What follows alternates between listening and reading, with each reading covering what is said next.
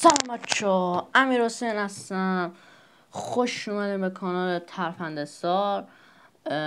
خیلی دلم میخواست تو یوتیوب فعالیت کنم و بالاخره شروع به فعالیت کردم دوستان. خیلی ازتون میخوام که چنلمو سابسکرایب کنین، یعنی حمایتم کنین. دمتون گرم.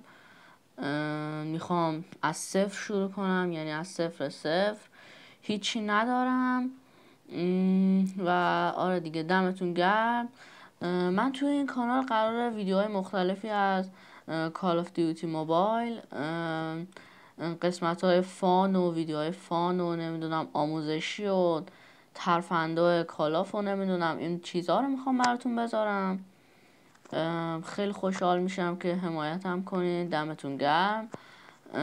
این ویدیو رو لایک کنین. آره دیگه، دمتون گرم. کلا ما قراره در مورد کالاف برای شما ویدیو بسازیم دیگه. آره، مثلا اگه شاتی زدیم یا مثلا دوئلی شرکت کردیم، برای شما ویدیوشو میگیریم و میذاریم.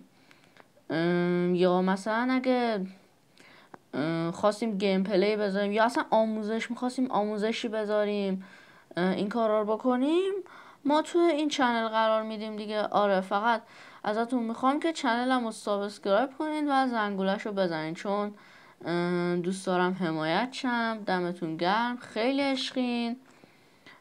آره دیگه، مرسی. اینم اولین ویدیویی که من آپلود میکنم. خیلی دوست دارم که حمایتم کنین دیگه. آره، 1000 بار گفتم. دمتون گرم. برین ویدیوهای دیگه چنلم هم نگاه کنین. خیلی دوستتون دارم، عشقین. تا ویدیوهای دیگه، بای.